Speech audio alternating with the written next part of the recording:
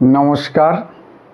কাছে ও দূরের, দেশে ও বিদেশের সমস্ত শ্রেণীর শ্রোতা বন্ধুদের আমার সব আপনাদেরই চ্যানেল শান্তিবার্তাতে সুস্বাগতম। আজকের আলোচনার বিষয় হচ্ছে সবাইকে কিভাবে সন্তুষ্ট করবেন। সমাজ সংসারে বা কর্মক্ষেত্রে বিভিন্ন জায়গায় বিভিন্ন মেন্টালিটির বা বিভিন্ন চরিত্রের বৈশিষ্ট্য সম্পন্ন মানুষ আমরা দেখতে পাই। তা এক এক মানুষ আলাদা আলাদা জিনিসে সন্তুষ্ট হয়ে থাকেন, মানে এক এক শ্রেণীর মানুষ এক একটা বিষয়ে সন্তুষ্ট হন, বা এক একটা জিনিস তাদের দিলে বা এক এক রকম ব্যবহার করলে সন্তুষ্ট থাকেন। সেগুলোই ধীরে ধীরে আপনাদের সামনে উন্মোচন করার চেষ্টা করব। তো সেগুলি যদি জানতে চান ভিডিও শেষ পর্যন্ত সঙ্গে থাকবেন। তাহলে শুরু করছি আজকের আলোচনা, যে সবাইকে কিভাবে সন্তুষ্ট করবেন। এক নম্বরে যেটা বলবো, যারা একটু লোভী প্রকৃতির মানুষ, তারা কিন্তু আপনার মুখের কথায় সন্তুষ্ট থাকবেন না।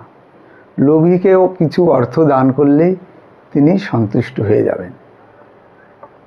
অন্যদিকে যিনি অহংকারী আছেন, তিনি কিন্তু অর্থের লোভ করেন না, তিনি চান বেশি বেশি সম্মান। তাকে সুসম্মানে কদর করলে তিনি আপনার উপরে সন্তুষ্ট হয়ে যাবেন। কর্মক্ষেত্রে দেখবেন অনেক কলিগ এমন আছেন, বচও হতে পারে, বা সমাজ সংসারে বিভিন্ন জায়গায় এই ধরনের মানুষ দেখা যায়, যারা একটু সম্মানের প্রত্যাশা করেন, মানে আপনি তাকে একটু বেশি সম্মান দেন। 3 নম্বরে যেটা আলোচনা করব, যারা একটু মূর্খ টাইপের হয়, মানে কম বোঝে, তারা কি চায়? ইচ্ছা মতো চলতে। তারা উচ্ছৃঙ্খলভাবে একটু জীবনযাপন করতে চায়। তা সেটা থেকে যাদের যদি বাধাপ্রাপ্ত করেন তাহলেই আপনি খারাপ। আর তাদের যদি তাদের খেয়ালে চলতে দেন তাহলেই ভালো। তো তারা যদি সামাজিক কোনো বেশি ক্ষতি না করে তাহলে তারা তাদের মতো চলুক না। 2-1বার বারণ করা সত্ত্বেও যদি না পথে আসে তাহলে তারা তাদের মতো চলুক, তাতেই সন্তুষ্ট থাকুক। 4 নম্বরে বলবো জ্ঞানীদের কথা। জ্ঞানী বা বিদ্বান যারা আছেন সমাজে, তারা কিন্তু সবসময়ের জন্য সত্য কথা পছন্দ করেন। সত্য কথা বলা, সত্য কথা পথে চলা। আপনার চরিত্র বৈশিষ্ট্য যদি সঠিক থাকে তাহলে জ্ঞানীগুণীরা আপনাকে স্নেহ করবেন। জ্ঞানীগুণীদের যদি কদর পেতে হয় চরিত্রের বৈশিষ্ট্য ঠিক রাখতে হবে এবং সত্য কথা বলতে হবে, সত্য পথে চলতে হবে। 5 নম্বরে যারা নিঃসঙ্গ আছেন, নিঃসঙ্গতায় যারা ভোগেন, তাদের একটু ভালোবাসা দিন না। টাকা পয়সা ধন দৌলত কিচ্ছু লাগবে না, মুখের দুটো মিষ্টি কথা, একটু ভালোবাসা দিন, তাদের নিঃসঙ্গতাকে একটু ভরিয়ে দিন, দেখবেন তারা সন্তুষ্ট হয়ে যাবে।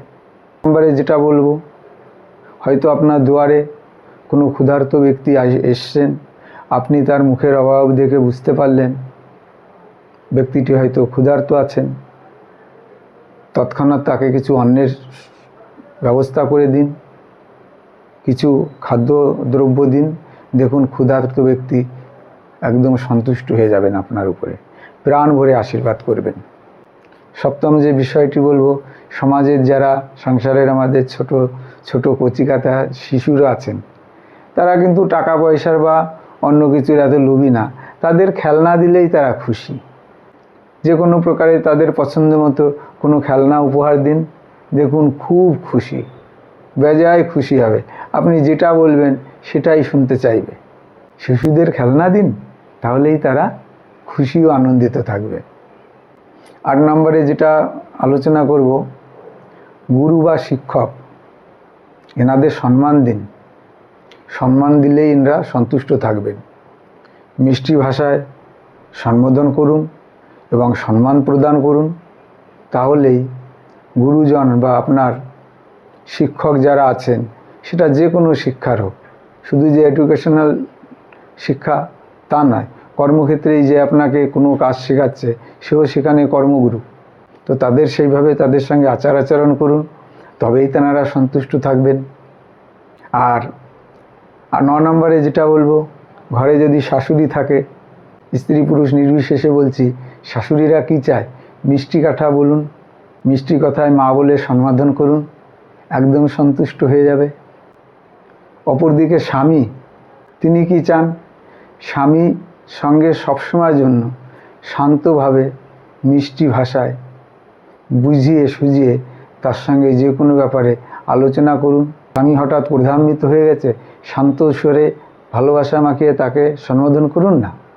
দেখুন কোনো কলহই হবে না, তিনি সন্তুষ্ট হয়ে যাবেন আপনার বিহেভিয়ারে, আপনার ব্যবহারে। মিষ্টি কথায় তার সঙ্গে কথা বলুন। অপরপক্ষে স্ত্রী চায় মানসিকভাবে আপনার সাপোর্ট।